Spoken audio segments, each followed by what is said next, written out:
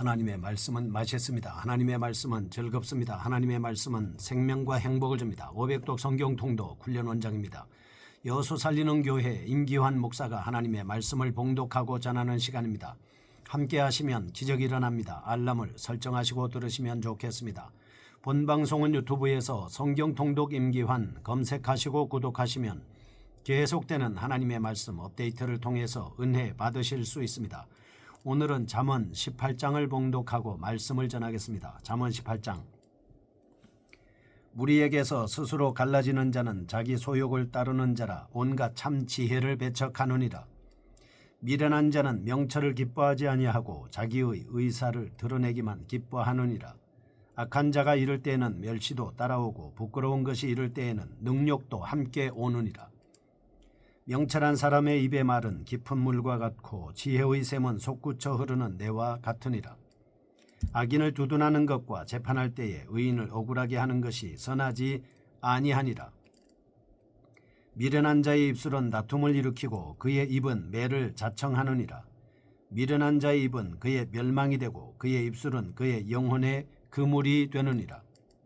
남의 말하기를 좋아하는 자의 말은 별식과 같아서 뱃속 깊은 데로 내려가느니라. 자기의 일을 게을리하는 자는 패가하는 자의 형제니라. 여호와의 이름은 견고한 망대라. 의인은 그리로 달려가서 안전함을 얻느니라. 부자의 재물은 그의 견고한 성이라. 그가 높은 성벽같이 여기느니라. 사람의 마음의 교만은 멸망의 선봉이요 겸손은 존귀의 길잡이니라. 사연을 듣기 전에 대답하는 자는 미련하여 욕을 당하느니라. 사람의 심령은 그의 병을 능히 이기려니와 심령이 상하면 그것을 누가 일으키겠느냐. 명철한 자의 마음은 지식을 얻고 지혜로운 자의 귀는 지식을 구하느니라. 사람의 선물은 그의 길을 넓게 하며 또 존귀한 자 앞으로 그를 인도하느니라. 송사에서는 먼저 온 사람의 말이 바른 것 같으나 그의 상대자가 와서 밝히느니라. 제비 뽑는 것은 다툼을 그치게 하여 강한 자 사이에 해결하게 하느니라. 노엽게 한 형제와 화목하기가 견고한 성을 취하기보다 어려운즉 이러한 다툼은 산성 문빗장 같으니라. 사람은 입에서 나오는 열매로 말미암아 배부르게 되나니 곧 그의 입술에서 나는 것으로 말미암아 만족하게 되느니라. 죽고 사는 것이 혀의 힘에 달렸나니 혀를 쓰기 좋아하는 자는 혀의 열매를 먹으리라. 아내를 얻는 자는 복을 얻고 여호와께 은총을 받는 자니라. 가난한 자는 간절한 말로 구하여도 부자는 엄한 말로 대답하느니라. 많은 친구를 얻는 자는 해를 당하게 되거니와 어떤 친구는 형제보다 친밀하니라. 아멘. 잠언 18장입니다. 지혜로운 자와 미련한 자의 삶에 대한 말씀입니다. 17장은 지혜의 실천적인 면과 분별력을 설명하고 있는 것과는 달리 18장은 자신이 속해 있는 공동체 속에서의 지혜를 여러 가지 측면에서 묘사하고 있습니다. 특히 지혜를 단편적으로 설명하기보다는 공동체라는 틀을 염두에 두고 삶의 방식과 관련된 지혜를 조리 있게 설명하고 있습니다. 이와 같은 공동체적인 성격의 강조는 1절 무리에게서 스스로 나뉘는 자라는 표현에서 알 수 있습니다. 1절에서 9절입니다. 미련한 자의 실상을 묘사합니다. 10절에서 24절 지혜로운 자의 삶의 원칙을 설명하고 있습니다. 한편 18장 12절, 14절, 23절, 24절 이 몇 구절의 반어법적인 평행법을 제외하고 1절, 3절에서 8절까지 10절, 11절, 15절, 16절, 18절에서 22절 종합적인 병행법을 사용하고 있습니다. 9절과 13절 평범한 문장을 취하고 있습니다. 4절과 8절 뭐뭇과 같아서라며 직유 형태의 문장과 10절 은유적인 표현을 사용한 문장도 나타나고 있습니다. 특징을 살펴보겠습니다. 첫째, 2절, 4절, 6절에서 8절, 13절, 17절, 20절, 21절, 23절 참된 지혜 생활 속의 언어 생활 속에서 나타납니다. 기자는 본장에서 언어 생활과 지혜의 관련성에 대해 많은 구절을 할애하여 강조하고 있습니다.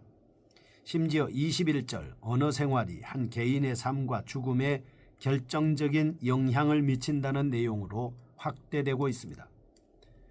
이렇게 언어의 올바른 사용을 강조하고 있는 이유는 공동체에 미치는 영향의 절대성 때문입니다. 17장에 나타난 언어의 현상은 4절 거짓말을 하며 악한 혀가 하는 말에 귀를 기울인다. 7절 지나친 말을 합니다. 9절 친한 것을 이간시킵니다. 18절의 결과를 보겠습니다.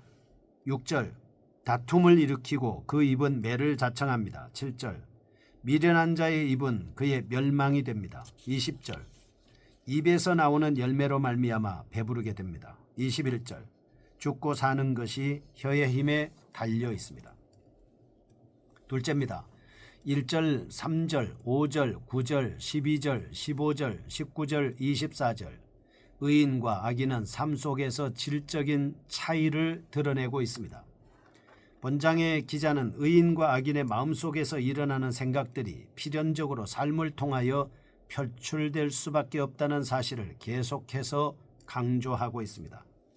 악인의 삶과 결과는 공동체에서 1절 분리되는 겁니다. 3절 멸시와 능욕을 당합니다.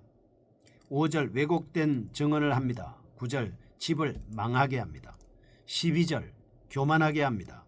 24절 많은 친구로 인하여 해를 당하게 됩니다. 반면에 의인은 12절 겸손합니다. 15절 지식을 구합니다. 19절 형제와 화목합니다. 24절 친구와 친밀함 등으로 나타나고 있습니다. 이러한 기자의 사상은 신약의 교훈과도 일치하고 있습니다. 특히 야고보서의 중심 주제인 믿음과 행위에 대한 이해는 본장의 교훈에 대한 해석적인 빛을 던져주고 있습니다. 야고보서는 단지 행위만을 강조하기 위한 서신이 아닙니다. 믿음이 있으면 행위로 드러날 수밖에 없다는 믿음과 행위의 유기적인 관계성을 강조하고 있는 것입니다. 이런 점에서 볼 때 의인과 악인의 외적인 삶의 결과는 내적인 상태를 알 수 있게 만드는 시금석이라고 할 수 있겠습니다. 셋째 12절 참된 겸손은 하나님과의 관계에서 시작됩니다. 기자는 겸손을 상대적인 차원에서 이해하지 않고 절대적인 하나님과의 관계에서 파악하고 있습니다. 그렇기 때문에 기자는 여호와를 경외함과 겸손을 대비시키면서 여호와를 경외하는 것으로부터 참된 겸손이 시작된다라고 하는 것을 밝히고 있습니다. 첫 번째 1절에서 9절입니다. 미련한 자의 실상을 보겠습니다. 미련한 자에 대한 실상을 다양한 표현과 양상으로 묘사하고 있습니다. 기자는 미련한 자의 본질과 삶의 결과를 집중적으로 드러내 보임으로써 지혜의 중요성을 상대적으로 부각시키고 있습니다. 2절과 6절, 8절 미련한 자의 언어 생활을 다루고 있습니다. 1절, 3절, 5절, 9절 삶의 방식을 서술하죠. 사상과 특징을 보겠습니다. 첫째 1절과 2절, 8절 미련한 자의 가치관은 자기 중심적입니다.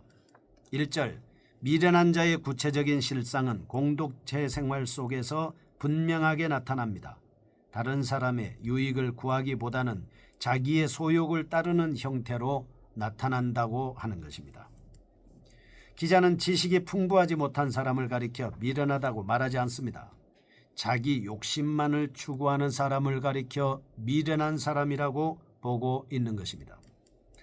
이런 자기중심적인 가치관 때문에 우매자는 모든 일에 있어서 타인의 유익이나 공동체의 선을 위하여 희생하기보다는 자기의 이기적인 욕망에만 집착하게 되고 결국은 공동체를 분열시키는 결과를 초래하게 된다는 것입니다. 8절 이러한 우매자의 삶의 모습에 대해 지혜로운 충고를 무시하고 자기의 주장만 하면서 남의 말하기를 좋아하는 자, 그 사람이 미련한 자입니다. 둘째 5절과 6절 미련한 자는 객관적인 판단력을 상실한 사람입니다. 미련한 자는 자기 중심적이기 때문에 당연히 주관적인 아집에 함몰되어 있습니다. 특히 5절 선과 악에 대한 근본적인 판단력을 상실함으로써 6절 불의를 자행하게 됩니다. 사실 이러한 삶의 모습은 인간의 타락한 본성에서 기인하고 있습니다. 인간의 삶 속에 죄가 들어오자 제일 먼저 나타나는 현상은 바로 선과 악에 대한 판단력을 상실한 것입니다. 창세기는 이런 왜곡된 인간의 모습에 대해 뱀이 하와를 유혹하는 장면을 통해서 잘 보여주고 있습니다. 창세기 3장 5절 너희가 그것을 먹는 날에는 너희 눈이 밝아 하나님과 같이 되어 선악을 알 줄을 하나님이 아심이니라 하는 말에서 단적으로 드러나고 있습니다. 하와에게 있어서 결정적인 유혹은 바로 선악을 알게 해준다는 점이었습니다. 그러나 하나님의 명령에 불순종한 결과 선과 악에 대한 판단력의 상실로 드러나게 된 것입니다. 인간은 선악을 판단하는 기준이 자신에게 있는 것처럼 오해하게 됐습니다. 그 결과 하나님을 경외하지 않는 모든 사람은 객관적인 분별력을 상실하고 자신의 정욕에 의거하여 행동하게 된 것입니다. 셋째 9절 미련한 자는 기본적인 삶의 자세에 있어서 게으릅니다. 특별히 게으른 자에 대한 질책보다는 게으름으로 인한 결과를 묘사하고 있습니다. 게으름은 미련한 자의 표정이며 불순종의 상징입니다. 하나님께서 주신 기회를 헛되이 포기하는 자는 반드시 망할 수밖에 없습니다. 이러한 사실을 통하여 기자는 게으름의 본질을 다시 한번 드러내주고 있는 것입니다. 두 번째 10절에서 24절입니다. 지혜로운 자의 삶의 방식과 그 결과에 대한 말씀입니다. 미련한 자의 실상을 소개하는 앞단락에 이어서 본단락은 지혜로운 자의 삶의 원칙과 그 열매들에 대해서 서술하고 있습니다. 기자가 이러한 방식으로 논리를 전개하는 것은 미련한 자의 실상을 통하여 주의를 환기시킨 다음 지혜로운 자의 삶을 더욱 효과적으로 부각시키려는 의도라고 볼 수 있겠습니다. 10절에서 16절 이러한 의도가 강하게 반영되어 있는 본단락은 지혜로운 자의 삶의 원칙을 묘사하고 있습니다.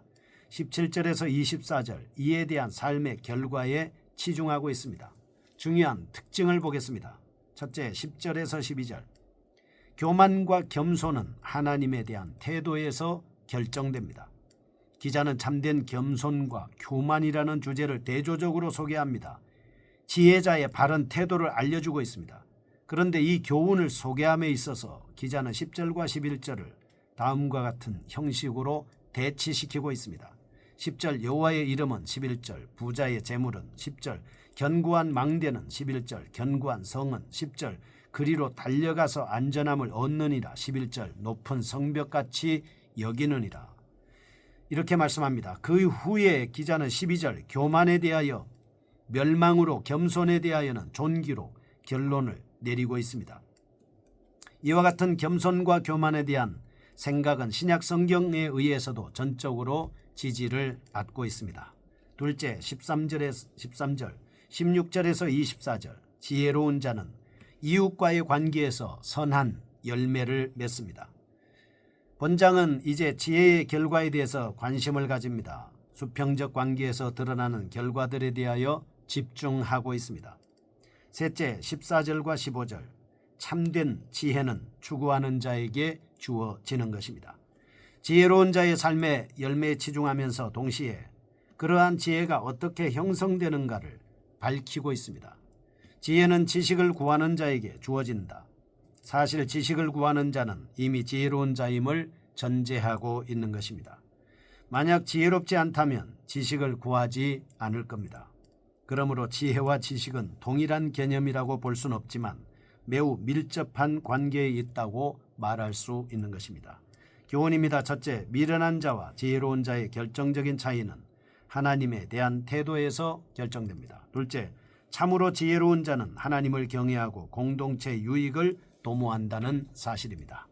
하나님 앞에서 참된 지혜를 가지고 공동체 유익을 위하는 지혜로운 자 되게 하여 주옵소서. 예수님의 이름으로 기도합니다. 아멘. 여수 살리는 교회 임기환 목사였습니다. 지금 극동방송을 듣게 하세요. 기적이 일어납니다. 우리는 지금 생명을 전하고 있습니다.